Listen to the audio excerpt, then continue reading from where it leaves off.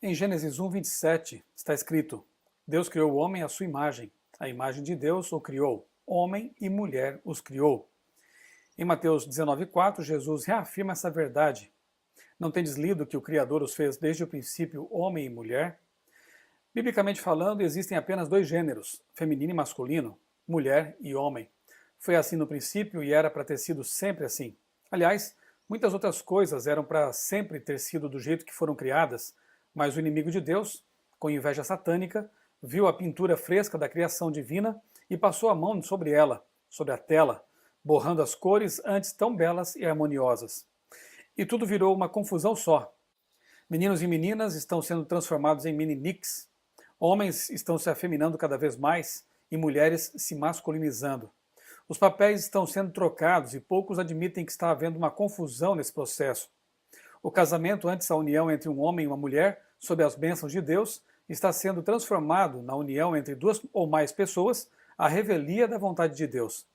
E a aceitação desse estado de coisas é crescente, porque a propaganda é intensa, atingindo especialmente os mais vulneráveis a ela, as crianças. Está em cartaz uma nova animação da Warner, intitulada Cegonhas, a história que não te contaram, uma releitura da lenda das aves que trazem os filhos embrulhados para seus pais. Na história, há uma menininha de cabelos rosa, fabricada por engano, e que precisa ser entregue aos pais. No fim do filme aparecem casais homossexuais e mães e pais solteiros esperando sua encomenda. Uma amostra de que veio para ficar o conceito de casamento não limitado ao modelo bíblico heterossexual monogâmico.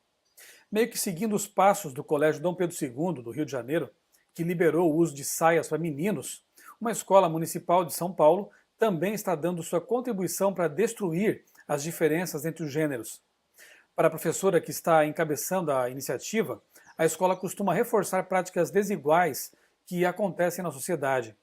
Ela, que é feminista, afirma que os meninos são muito mais incentivados a desenvolver atividades físicas e muito mais elogiados pelo seu desenvolvimento em matérias como matemática, enquanto as meninas brincam de como ser mamãe e são mais incentivadas a se desenvolver em matérias linguísticas. Fecha aspas.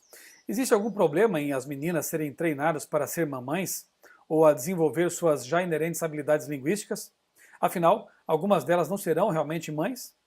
Ou queremos extinguir de vez a humanidade? Querem desprezar as óbvias diferenças biológicas, fisiológicas e psicológicas entre homens e mulheres e forçar a natureza a ser o que não é, como se gênero fosse apenas uma construção social? A professora da Escola Paulista diz que há necessidade urgente de se pensar em práticas inclusivas que considerem diferenças e a diversidade de opiniões sem demonizá-las. Mas fica aqui uma dúvida. Será respeitada a opinião de crianças e pais que discordam dessa dissolução dos gêneros e que defendem os valores judaico-cristãos? Ou essa opinião será proibida? No começo deste ano, outra notícia chamou a atenção para os novos tempos em que estamos vivendo. O garoto americano de 8 anos, Ethan, fã da drag queen Jeffree Star, ganhou de sua mãe uma aula de maquiagem. E o que ela disse? Abre aspas. Devemos acabar com os padrões de gênero e permitir que as crianças se expressem, fecha aspas. O maquiador disse, abre aspas, fiquei muito comovido que sua mãe o estava apoiando no que ele quer fazer.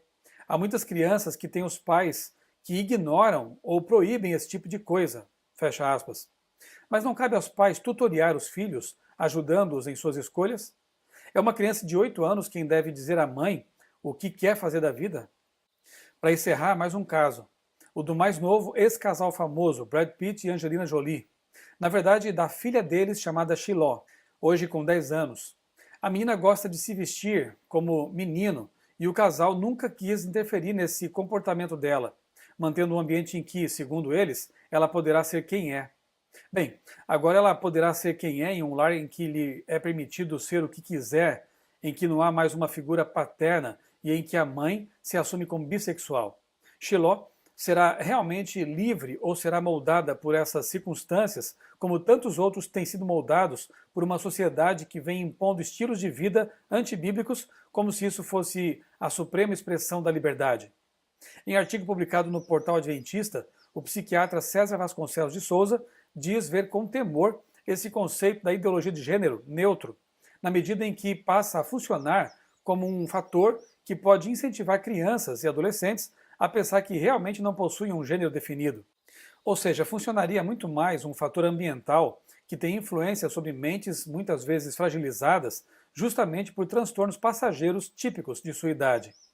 Experimente pensar diferente do atual zeitgeist, expressar sua opinião e dizer de forma politicamente incorreta que Deus criou homem e mulher, e aí você verá para onde vai a sua liberdade.